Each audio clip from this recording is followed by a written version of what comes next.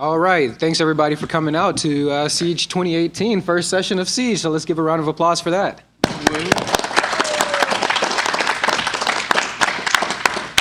Awesome. My name is Ron Williams II, and I am here to present these three gentlemen next to me, and they are doing something very awesome and very brave. So I want you guys to just take a second to appreciate and thank them after this. Because they're going to talk about their personal failures and how they learned from that and move forward. So it's very easy to learn from success, or it's very easy to tell and share success, and you have the survivor's bias that a lot of people talk about often. But these people will be able to give you the other side and how they were able to turn that failure into success.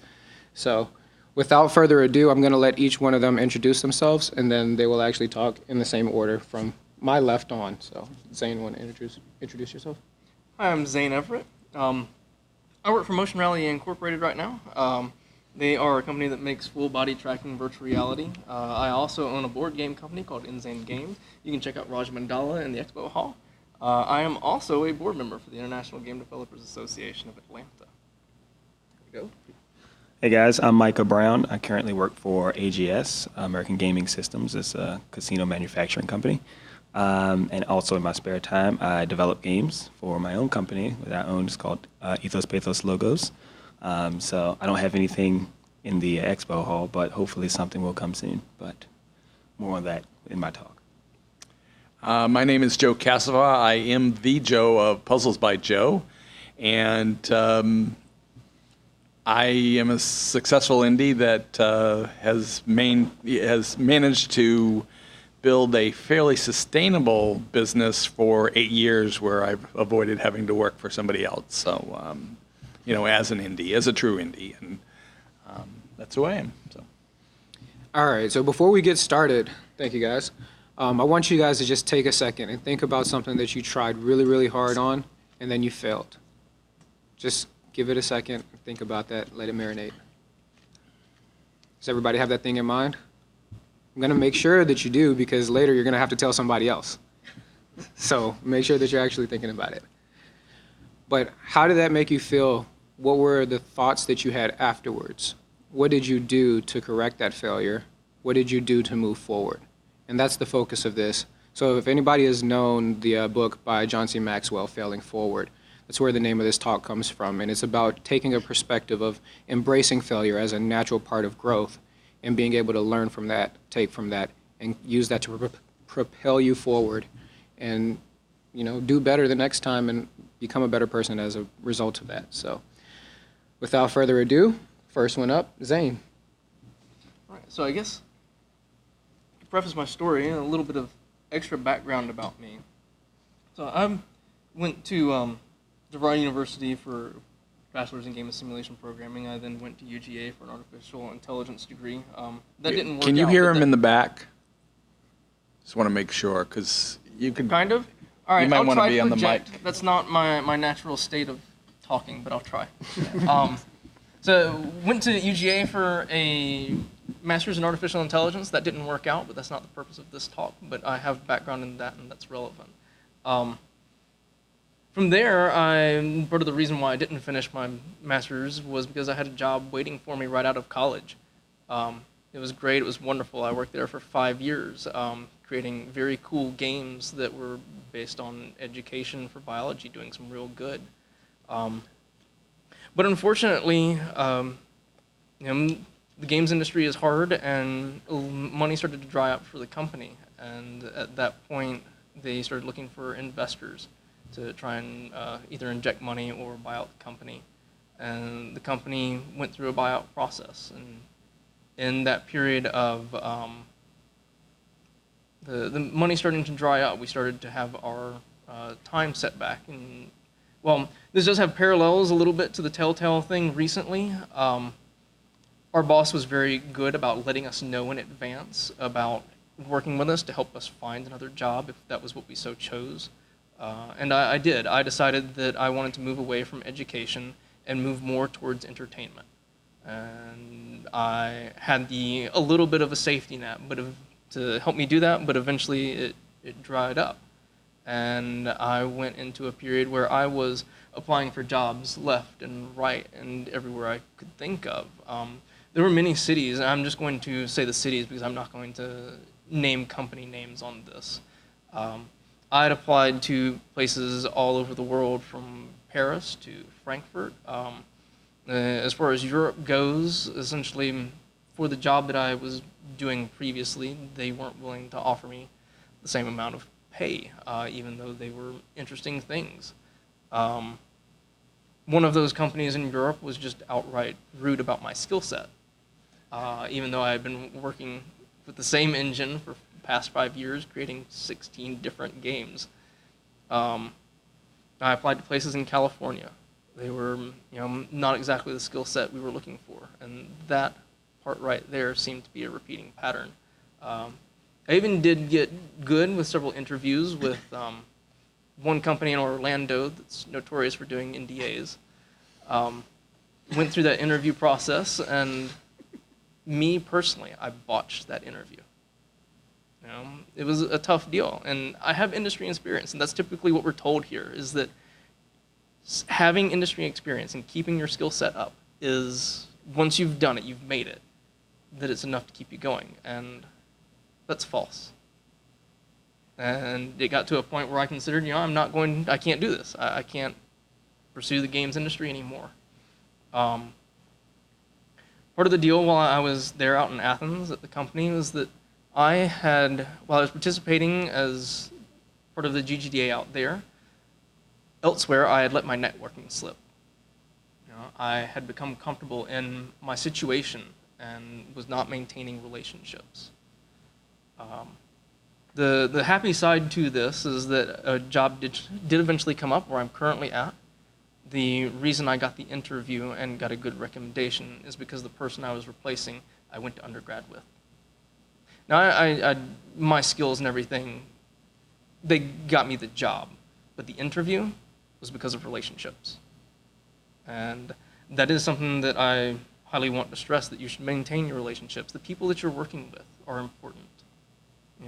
Being a good coworker, being a good whatever to other people that are developing is important. My rectification for that, I said I didn't want, I recognized that the relationship issue was a thing, and I didn't want that to be a thing again. So from that point, I decided that I would start attending more conventions, that I would go to more meetings, and even become a board member for the International Game Developers Association. I reached out to my friends and asked them to vote for me for that process. And now that's where I'm at and what I'm doing. The biggest takeaway there, you're going to get into periods where, even based on your skill set, if you don't know people, it may not be enough.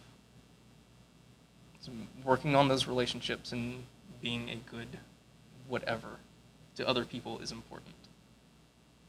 That's my failure to success. I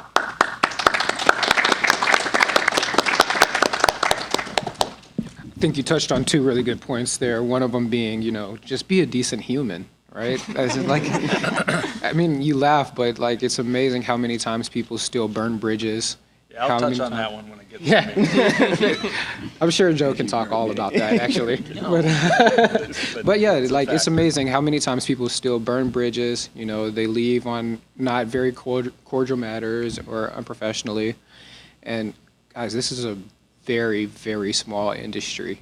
As big as it is still such a small industry, and people are so well connected, and that stuff can come back on you. So that was one good point that I took from that. The second one was, continuing to keep your skill set updated. This is a very fast-moving industry where things change overnight, right?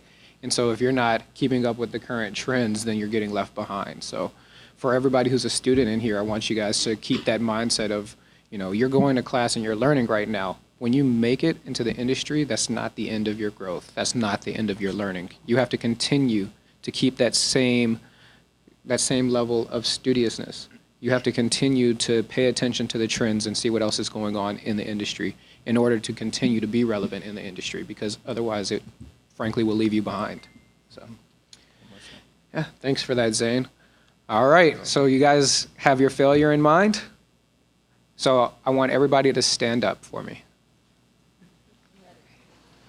These are the ones that don't have to stand up. I tricked everybody. You could fail that test. And All right. You're there. All right, pick your neighbor and tell your neighbor what the failure was that you had experienced and name one thing Tell me. that you learned from Tell it. us. Or you can join them. It's up to you.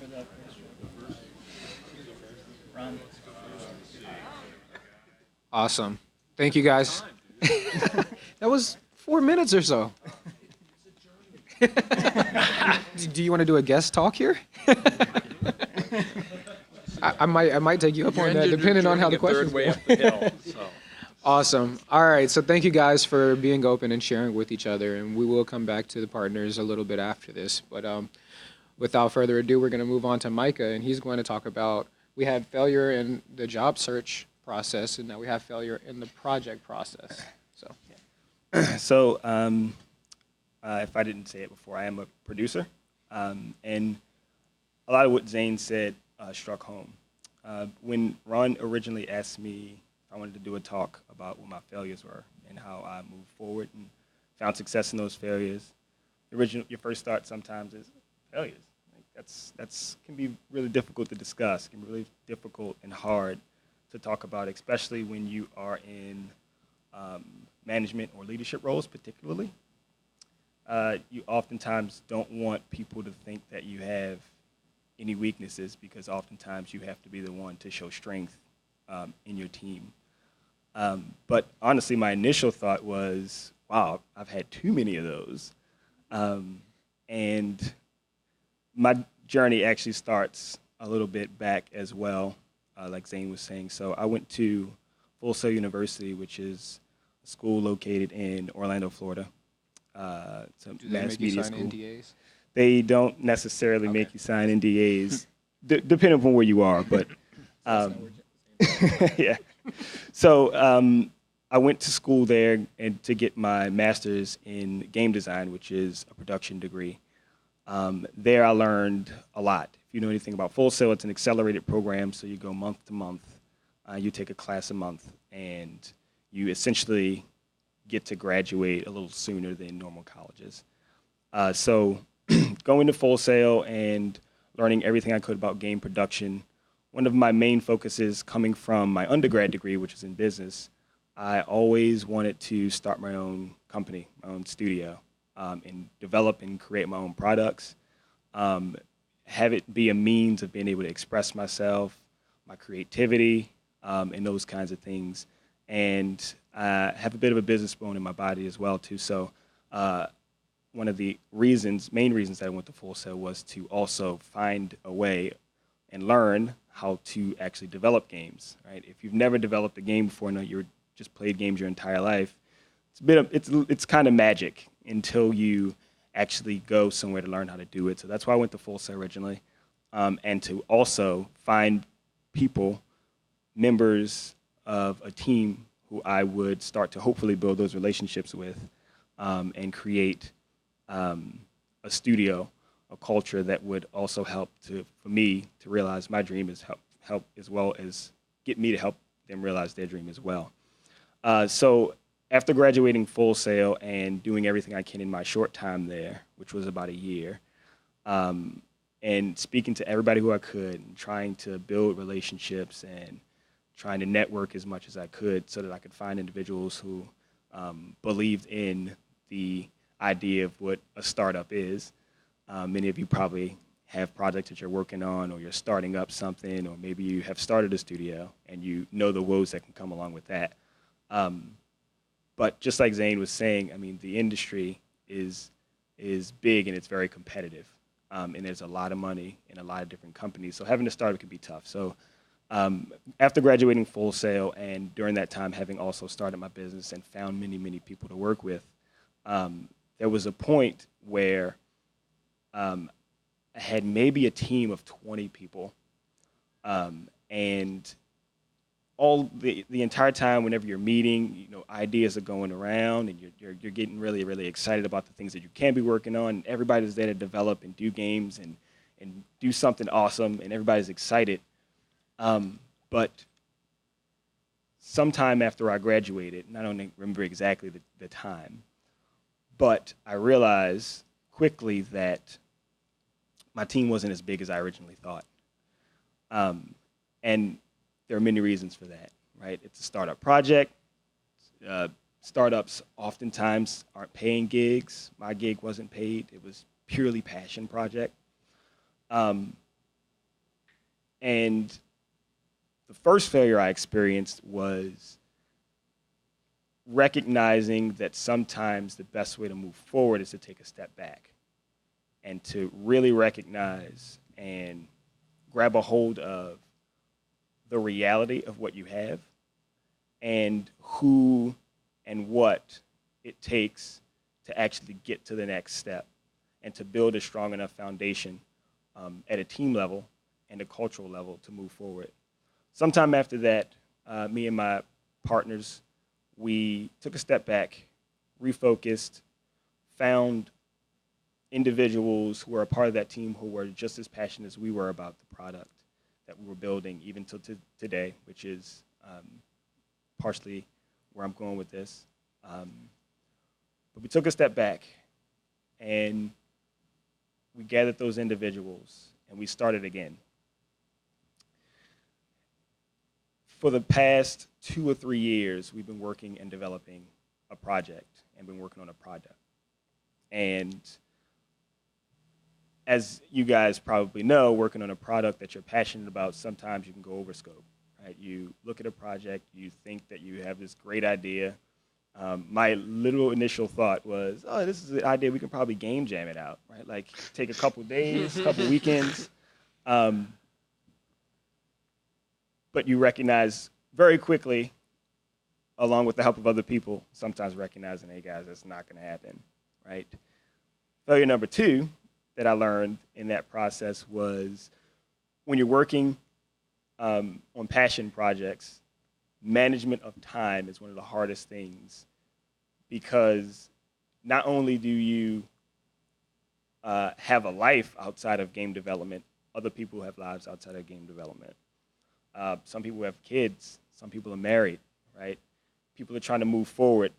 After all, it's not a paid gig, right? So most of the time people have jobs outside of that as well. So you can't take the time that you think that you will have and dedicate to the project because you've overscoped your time and you haven't quite thought about the capacity that it takes. So that was failure number 2. Failure number 3 really has a lot to do with the current development of the product. What was a 2-day game turned into a 3-year game. And the beauty of taking time, sticking to your goals, being dedicated enough, even if it doesn't work out. Originally, when I first started Full Set, I told you guys that I was looking for a lot of people. I mean, every time I was networking, I would find people who might be interested in trying to do a project on the side or, be interested in doing a startup studio or those kinds of things. But from that, I did find individuals who, to this day, work on this project because they are passionate about the project. So that first failure turned into a success later because now I have a strong team of dedicated individuals, not many, 3 or 4.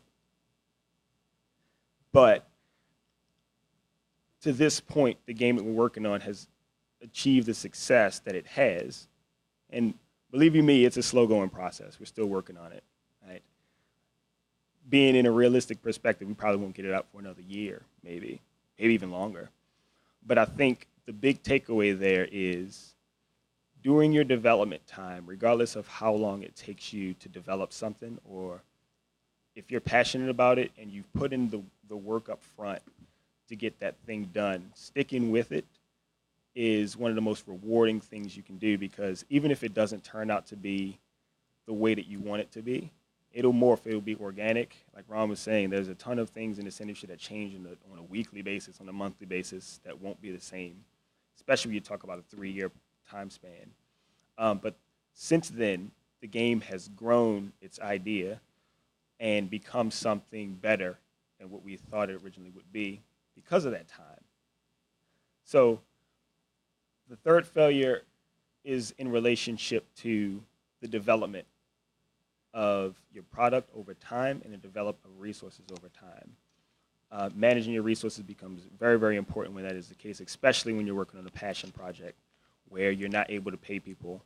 And I wish I had $1 million so that I could pay everybody who's worked on this project. But those things don't come, they don't grow in trees, right? They don't come till later. Sometimes as someone who's starting a project or leading a project, all you have is promises.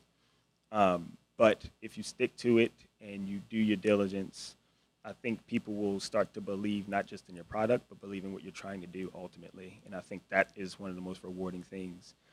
And one additional thing is in your development cycles, the reason why this talk in part is called retrospective is because don't wait till the end of the project to have retrospectives.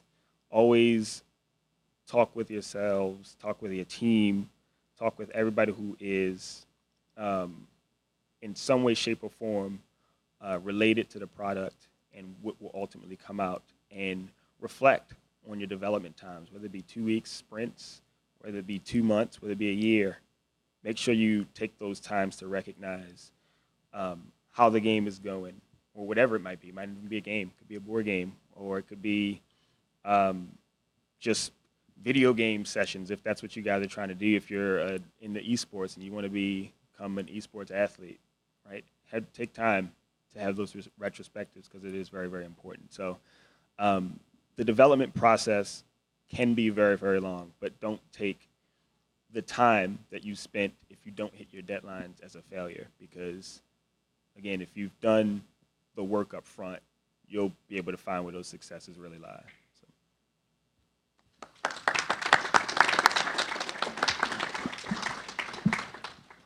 Thanks, Micah. You touched on some really, really cool things there. I think, the point about being self-aware, first of all, is really huge. Having a chance to take a step back and see where you are and evaluate that in something that can be like a multi-year project is definitely important, because things do change, things do evolve, and so making sure that you still have the proper mindset, make sure that you're still doing it for the right reasons, so that you're still accomplishing the thing that you originally set out for is very important. Same with evaluating that of the team and making sure that the team is on the same page. And then another point that you made is one of the major takeaways from the book Failing Forward, which is, even if you have failed and it wasn't completely your fault, there were circumstances outside of your control that led to that failure, still take control and embrace your future successes. And so, using those things that you experienced with your team, with yourself, with your project, and turning that into good is very, very important thing. So thank you for sharing that. All right. Stand up again.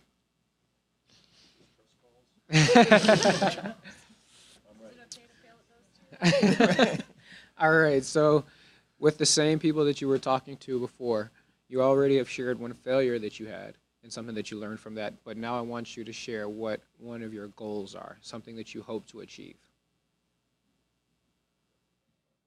Everybody here is already one step in the right direction because they actually showed up to be here, kind of a thing, so. Awesome. Thank you guys for sharing your future successes with each other. So without further ado, for the third time, we will go with our final man, the journeyman, Mr. Joe himself. Okay, so I'm going to do 3 stories really, really quick. I decided to learn C because I was the only non-COBOL programmer in a COBOL shop. I was the proc guy. I used to do JCL and that kind of stuff, job control language. And even though I did some COBOL stuff, Unix came along, and the more math guy in me went, oh, this is the way to really go. I mean, COBOL just sucks. And really look online and find out why COBOL sucks, but it really does. We used to call it it was a read-only language because nobody wanted to write it, okay? Anyways, I decided to learn C, and to do it, I decided to write a game to have something interesting to do with it, more than anything else. That's why I did it. And I'm a puzzle guy from way back, but I didn't think of myself as creating game design. It was more like, oh, I had that puzzle when I was a kid, let's make it a computer version. And then whenever any puzzle I implemented, I immediately said, what can I do on a computer that you can't do in real life? So if I had a puzzle like Tetris, good example, right? You take those little Tetris pieces and you fit them into a square, polynomials they were called, right? But as soon as you put them in a computer, they don't need to be attached anymore. You can make disjoint squares, and you can have pieces here, here, here, but it moves as one. And that's fun because you'd have to have wire mesh, and it would suck in real life to try to do it. And I did that with everything I tried to create, but it was all from real life. I spent, while working a 40-hour-a-week job, doing an hour commute each way, I spent 20 hours a week for 3.5 years doing my first game called Modern Problems, and it had everything in it, the kitchen sink, etc. And I had one guy who did some work writing low-level graphics routines so that they were fast and let me do some things. And it was going to be shareware at the time, and we made exactly $80 from the game. So that's pretty much a failure. However, that game did in fact get me 3 job offers. Because showing a completed game, and that game had, just like my, thousands of, everything in it, and showing something that didn't crash to somebody at the time, that was done, even 3 or whatever, at least a man year and a half kind of a thing if you add up the time, and being excited about it got my foot into the game industry. I then was, and that was sort of failure one, but turned into something good. I then was a tools guy for many years, and I luckily was at a company, before I got to do fun stuff, I worked for a company that got bought out by AOL. And I decided to quit my job because I had enough funny money, and I didn't work for 3.5 years. I created Puzzles by Joe, this is back in 2000, and I created 10 games on my website. And I even paid a click farm once $800 to get people there that didn't add even one sale, and I hassled them so much, and luckily Chase Visa fought for me, and they gave me my $800 back finally. But I basically made maybe $200 there off the 10 games, and I woke up one day and looked in the mirror and had a nice talk with myself. I said, Joe, if you made 10 games and you can't get people to your website to buy them, maybe working on the 11th game isn't the smartest thing to do.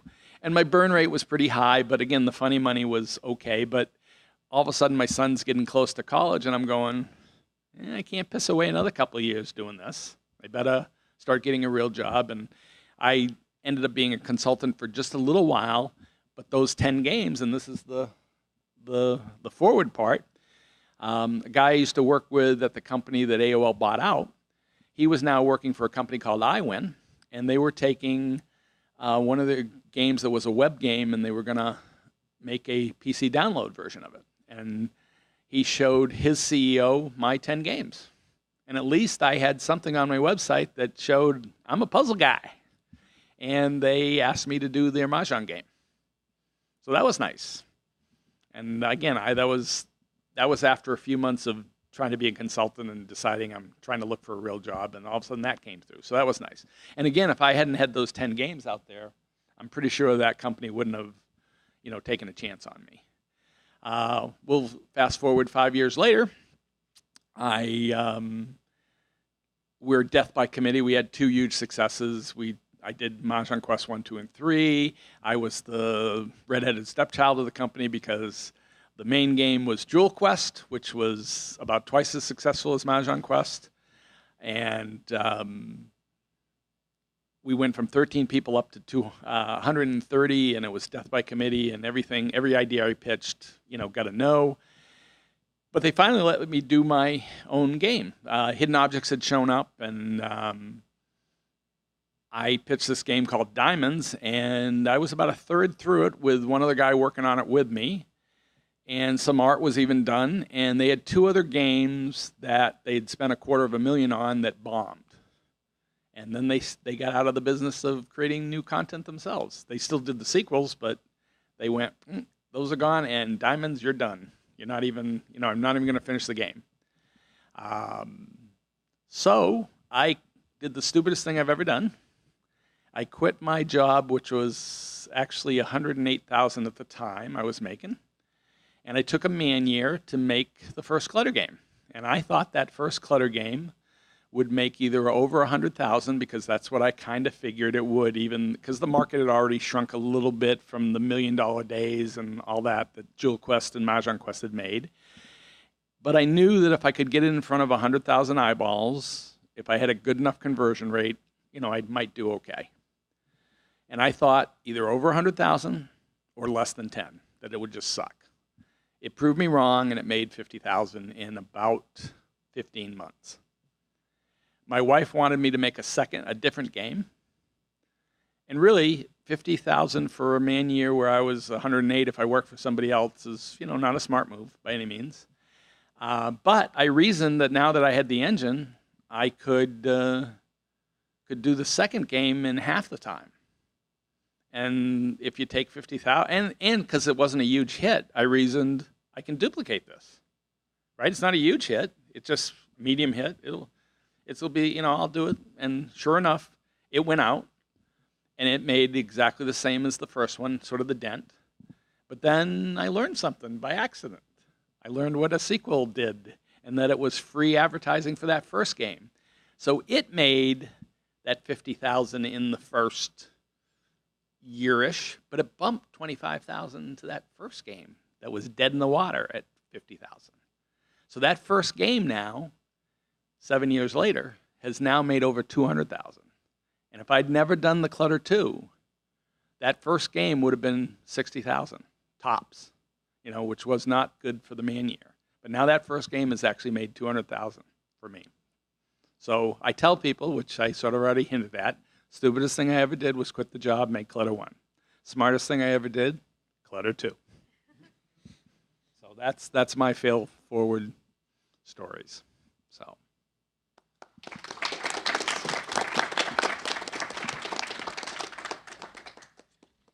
You said one of the keys that I always make sure that I say to every student that I ever come across, which is finish something.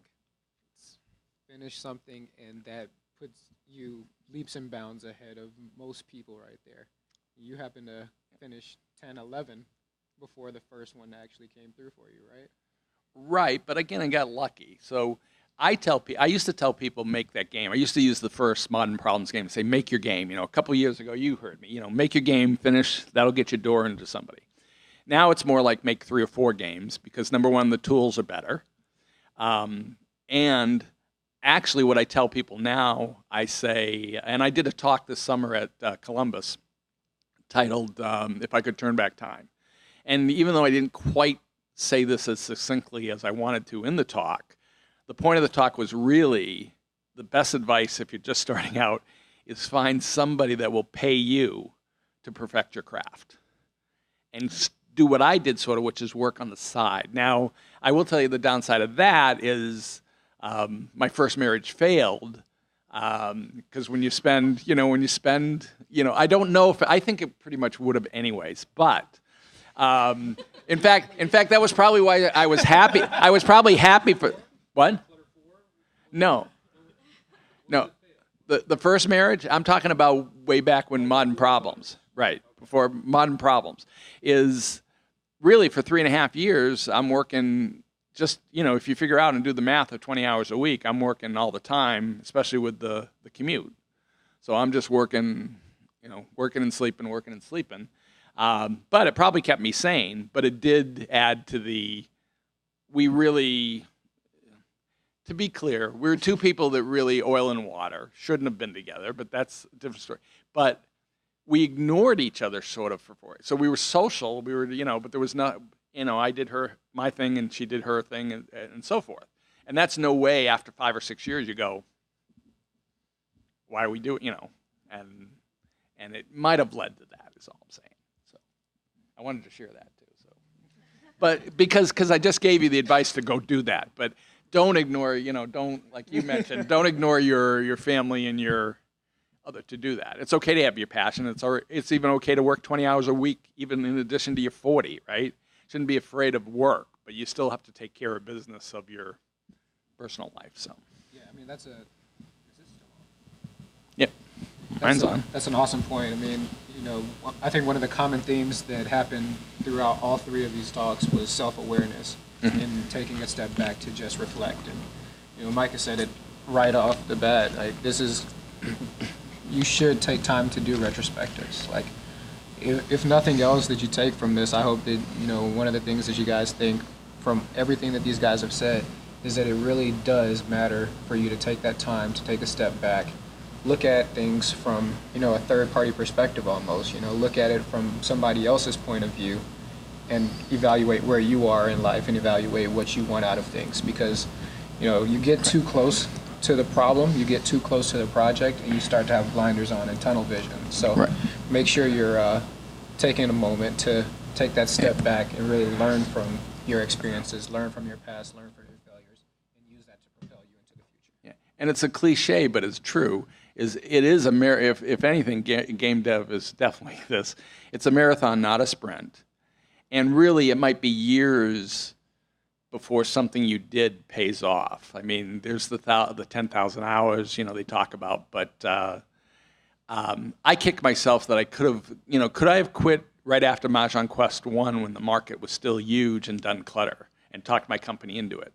Well, I really didn't have the scope or there's a lot of things of why that didn't happen. But there's an alternate route where that could have, right? But I'm a safety guy, so if you're paying me and I'm happy, I'm not pushing myself to be the creative. The further I got on, the more, I hate producer types in general. I in other talks I talk about, it's not blue enough. It needs to be a little bluer. I hate those types that put their stamp on the game because they, feel it makes a difference, right? So when I'm doing the sweat equity of doing the code, etc. So what happens is I can be happy for a while, but I'm indie for a reason. I take no prisoners, but I was really happy for the 5 years doing Mahjong Quest, etc. But when I start pitching my own stuff and they start saying no for stupid reasons, or even on Mahjong Quest, they would go, "Oh, you can't do that, you can't do that, you can't," it used to drive me nuts. Sometimes they wouldn't even tell me why or who was the person really telling me that I can't do something that seems to be arbitrary and stupid. And some other day I'll do a talk that's just about arbitrary and stupid stuff that's been done to me and makes me want to punch walls and stuff. But that build-up fuels me for, let's go indie and let's prove them wrong. And proving them wrong, I say it in another talk, is a great motivator. Okay? It's, don't beat up somebody, don't take that anger bad, but if that anger goes to you being more productive, use it. So, Awesome. okay. All right, so guys, I'm going to ask you one last time to stand up and get back with your partner. All right. All right, so thank you guys for sharing that. And I think that, with everything that these guys have said about, taking the time to actually take a step back, evaluate things, you guys have all done that today. So I want to just take a moment to give a round of applause to all of you guys for failing forward today.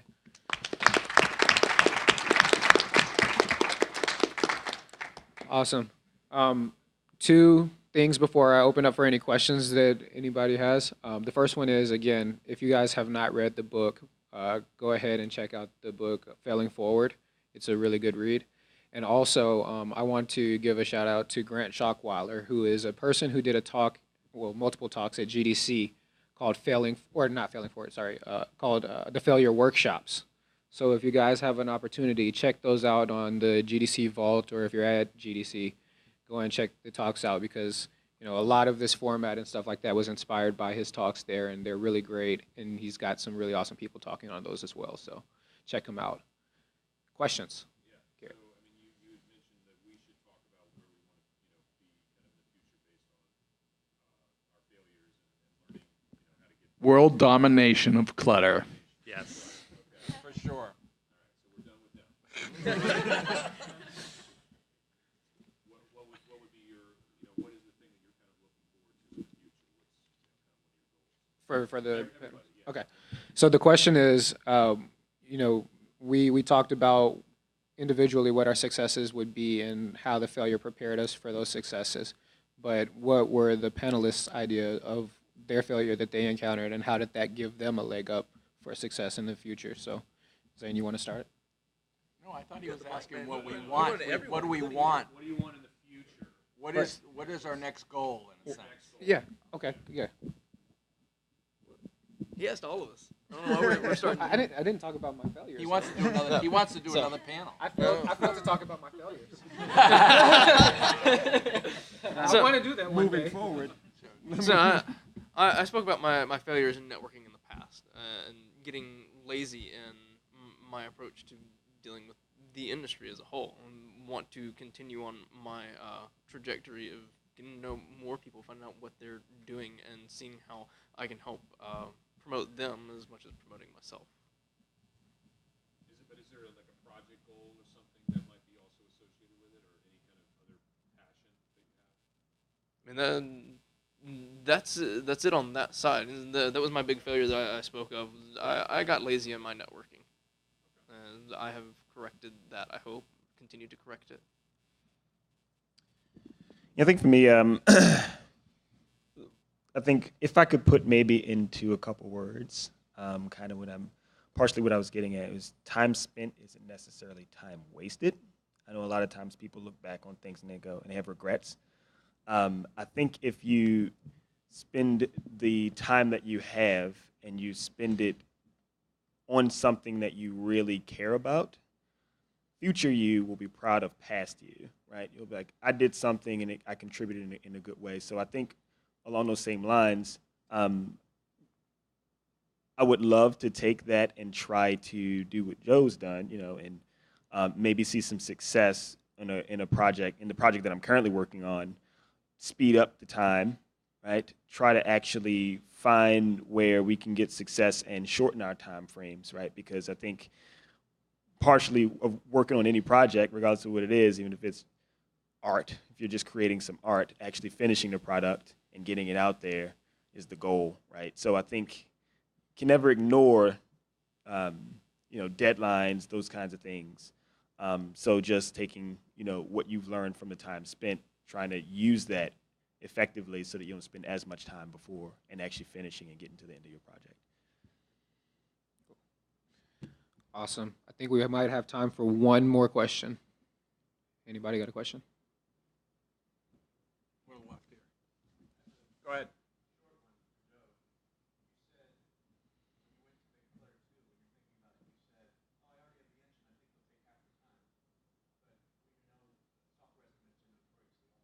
That one was right, actually. That took a little over. Well, hold on one second. I want to repeat the question. Sure, I'll repeat it. Yeah. So he asked me if my estimate for Clutter 2, which I thought I could do in half the time, which meant 6 man months, as opposed to a man year that I took for Clutter 1, whether that was accurate. And that was, in fact, the only accurate one. Now, I was still working part-time for another company, so it was a physical year, but it was truly a 50% effort, so I got it out in time. After that, since then, my future goal, by the way, the more serious future goal is to put more than one game out a year. And it seems, between scope, coincidence, everything, it doesn't quite happen. And I'm hoping now that I'm in Unity that it actually will, that I'll put out I'll do more I'm hoping to do 2 clutters in 2019, so. At least, as well as some mini games and really attack the market. I have so many goals you don't want to hear about them. So my goals is to have less goals in 2019 because I think they're over 50 right now, and I want to get them down to about 35. So. Awesome. Well, thank everybody for coming out, and let's give one more round of applause to all of our panelists up here.